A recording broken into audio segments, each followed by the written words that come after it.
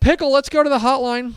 Let's go down to Coryell County and talk with the new head coach of the Copperas Cove Bulldogs with a W. It is Coach Tony Johnson. Coach, how are you, sir? I am well, sir. How are you? I'm excellent. I figured you would have a little bit of energy today, considering every conversation we've ever had. First and foremost, Coach, congratulations on the new job down there at Copperas Cove. I know you're settling in down there. I'm interested in what drew you to the job there at Copperas Cove. You had a good thing going there at WT White. A lot of coaches would say, you know what, I'm comfortable here. I'm building things. What was it about Copperas Cove that really drew you there? Well, a couple of things. Number one, it's a one-horse town, right? Mm-hmm. And so that's kind of a thing as a coach. You're looking for that one-horse town where you don't have to worry about your kids walking out the door so often as maybe they would in a more urban metro area, if you will. It still happens, but that was one thing that drew me here. The second thing was I used to recruit this school when I was coaching college football at various stops. And there's kids here. There's talent here. And while it may have fallen on hard times in people's opinion and in the news, it's got potential. And so for me, I love rebuilding. Pretty much every head job I've had but one have been rebuilders. And so what a great opportunity to come to Central Texas and try your hand at rebuilding again. And I want to go back. You mentioned you're a builder. You did that at WT White here in the Dallas area, taking them to back-to-back playoff appearances for the first time in 40 years, doing something that had been really hard to do. When you look back on what you were able to do and how you were able to build that, over the course of 4 seasons to get them from really down in the dumps to back-to-back playoff appearances, what do you think was the biggest key to getting that program on the right track? Well, for me, I know it's a buzzword, but everybody says it, but we really build it. We talked about culture. We came in with a program called the Commitment Continuum. We believe that in life, you're either compelled or you're reluctant. You fall on one spectrum. And so we preached that every day to our kids through a series of lessons that we talked about that were outside of lifting weights or outside of X's and O's. And we preached it and preached it. And then I got lucky. I hired some really good coaches. I had 2 guys from Cedar Hill staff, guy from Frisco Lone Star staff. They were looking for promotions and a chance to prove themselves. And then I had a guy that worked with me at Duncanville. So, we ended up having 5 or 6 guys on our staff that were coming from what I would call elite programs. And they had an elite mindset. And so for me, it was surrounding myself with guys that could push me from the coaching side. And then you've got to get the kids to believe it. And so, they were, I think, 1-19 when we got there. And then it was just implementing that culture, having our non-negotiable standards, pushing our kids to reach that, and then realizing that it's going to take a hands-on approach, kid by kid, every step of the way. And that's what we did. It's tiring. It's exhausting. But the reward is exactly what you just said, back-to-back, first time in 40 years, most points scored in school history. And to our coaches' credit and our kids' credit, we've kind of made it a destination job, if you will, at WT. And I imagine, you're taking over a Copperas Cove program that I think, it is a program, obviously has a ton of great history and a ton of great pedigree, but the past few years have been tough. I have to imagine that you feel like what you did at WT is possible to carry over and take that same kind of standard and install it there at Cove. Is that a fair assessment? Absolutely, 100%. You've got the same type of kid for the most part, but it's also, if I'm trying to find the right words to describe this, it's also a little bit different.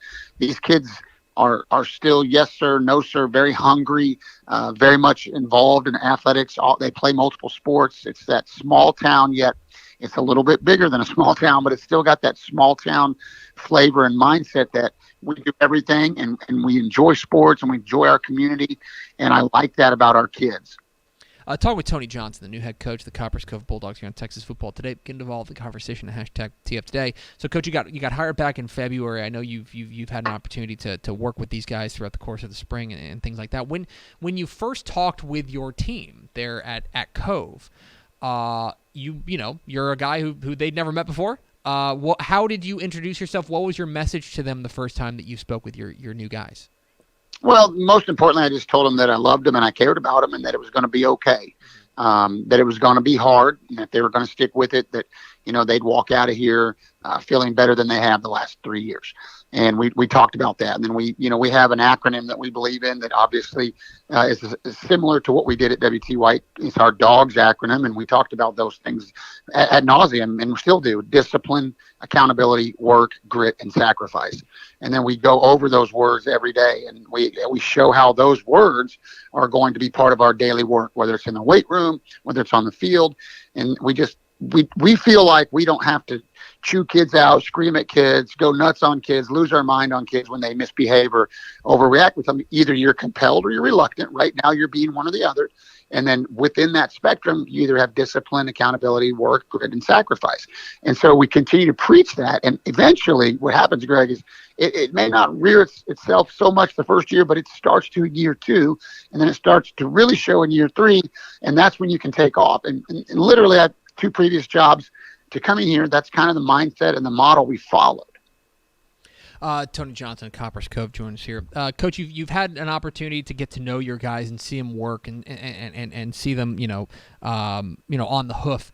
When you take a look at the roster that you're taking over, and you take a look even just specifically about your 2022 team, do you have a feeling quite yet on where this team is going to hang their hat, what this team is going to be about? Well, to us, we want to be sound everywhere on the field. We want to eliminate what I watched. I watched every game from a year ago. Mishandled snaps, kids not finishing plays, kids not running to the ball, little effort things, as I call them, behavior on the sideline during the games when kids weren't in, the feeling of when something bad happens in the game, all the heads on the sideline went down, and it was, oh no, here we go again. So for me, I've seen that movie before. I know what that looks like, so we talk about it, right? And so for us, we're trying to show that, like I said today to the kids in athletics, I should hear everybody walk out of the stadium tonight saying what a much better behaved, better disciplined football team that we have tonight, regardless of what happens on the field. Those are the wins for me that I'm looking for tonight. We know we play an incredibly great district. We know who the top dogs are. We know that there's great coaches in here, and we're ready to, to test ourselves against them. And we know there'll be bumps in the road.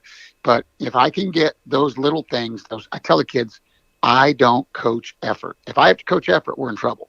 So that's what we're looking for. When you ask me what I'm seeing in our kids, I see a hungry group of kids that want to be coached, that want to be loved, that want to be shown that it's okay to compete and it's okay to battle, regardless of winning or losing. So that's kind of what I see and what I'm looking for early on in our kids. Now, do we have some good players? We got a phenomenal sophomore class. And then we've got I hate to say this because people say this and I used to laugh at them, but it's true. We've got a great 8th grade incoming 9th grade class. There's over 100 of them. So to me, you've got a bright future, but we've got older kids too that are going to be seniors that they're some of the hardest working kids I've ever been around. They've just, they've struggled. And as well as I do, when losing is habitual. And when you lose, and I tell this too, it's not coaches that lose all the time. It's coaches, players, community, administration. We all wear that L. We all wear that L. And when other places get it twisted, that's when bad things happen. But we are all in this together. It takes more than coaches to go 0-10 or 1-9. It takes a group effort to lose, just like it takes a group effort to win.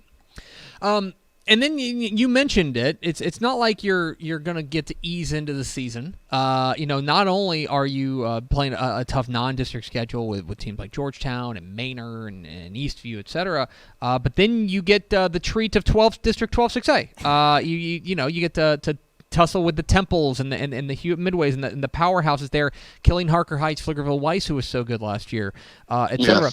Yes. This is a program we mentioned that's been a little bit down recently. How do you approach such a tough district when you are in the middle of, let's call it a rebuild? Well, I think you hang your hat on your culture, you hang your hat on what you believe in, and you fight for it. And the adults in the room have to fight for it because they have to be the mature ones. And so when you go into those games where it seems undaunting, and my career, I battled Duncanville the first 2 years. Mm-hmm. It's a place I worked. It's a place that's a dynasty. And WT White, we had to get on the bus and go play Duncanville. We had to get on the bus and go play Lake Highlands. And so for us, we're going to get on the bus. And that's what we tell the kids. The schedule's out. We know who they are. We know how good they are. But that's why you play this game. And that's what you challenge yourself with is you got to get on the bus and you got to go play. And so we're trying to build our kids a tremendous amount of confidence, slow down things so that they can comprehend and take it from the basics beginnings. But we make no mistake about it. Greg, we know that we're dealing with a tough district, but like I told someone the other day, I've schemed Duncanville. I've schemed Cedar Hill when I was at South Grand Prairie. We'll line up and we'll go play, and we'll let the chips fall where they fall. One last question for Tony Johnson at Copperas Cove here on Texas Football Today. Coach, I want to ask you about your boss, Carrie Lowry, was, I believe, the same day or the same week that you were hired. You got they promoted Carrie Lowry to be the athletic director. Now, Carrie Lowry, for those who don't know, is the 12th winningest volleyball coach in Texas high school football history. My question for you: you gonna feel that pressure from your boss? Because it sounds like your boss doesn't like to lose. I gotta be honest, man. You deal with a high achieving boss there. I mean, Pickle's got it easy. I'm her boss, so it's like the standard's pretty low. But for you, your boss is one of the greatest volleyball coaches in state history. That sounds pretty daunting. No, I think when you try to hang out with winners, that stuff rubs off on you, right? So, no, I'm not. And here's the thing: I'm not afraid to put myself around other people. Everybody has a little bit of ego. They're lying if they tell you they don't. But I don't feel like I have something to prove to her. She's done a phenomenal job on the girls' side. And to be honest with you, in our conversations, because we meet weekly, is, Coach, I really want to see, this is her, I really want to see the boys' side achieve again. I want those days where we were both winning. So from that standpoint, she's a huge asset. He's Tony Johnson. He's the new head coach of the Copperas Cove Bulldogs. Coach, really appreciate your time. Congratulations again on the new gig. We're so excited to see what you do down there with Cove. I appreciate it. Thanks for having me on, guys. Absolutely. There he goes, Tony Johnson, new head coach of the Copperas Cove Bulldogs. Join us here on Texas Football Today. We got to get that guy a podcast or something. Yeah. Oh, no. He's all energy. Yeah, I was excited when you booked him. I was like, yeah, I want to talk to him. And this is, he's right. This is, you go back to the Jack Welch days. I mean, this Copperas Cove was a powerhouse. Oh, yeah. A powerhouse. I mean, Robert Griffin III, of course, is from Copperas Cove. In everything, too. That's an athletic department that is underratedly runs deep. Like, we used to play them all the time in basketball, and that was a daunting thing to look down at your schedule and go, oh, gosh, we've got Copperas Cove coming up. You know? It's a athletic program that is used to achieving. And the past couple of years has been, what's the word? Uncharacteristic. It's been uncharacteristic. And so Coach Johnson to come in, and I think that's why it's a bit of an inspired hire to get a guy. And I think there may have been people who are like, man, you're hiring a guy from Dallas ISD, like, well, to go and take over this program. But I think that they understand what it's going to take. That it's a build, you know what I mean? And this is a builder. He did it there at WT White and did something that they haven't been able to do in my lifetime. And now he's going to get an opportunity to do it down there at Cove. Tough district, but iron sharpens iron. Hey, thanks for watching this clip here on YouTube. If you like this kind of stuff and you want more of it, make sure you subscribe to our YouTube channel. And remember, you can watch us live every weekday at noon at TexasFootball.com, Facebook, Twitch, or here on YouTube. And if you want more of the best coverage of football in the state of Texas, check out TexasFootball.com and become a Dave Campbell's Texas Football Insider at TexasFootball.com/subscribe.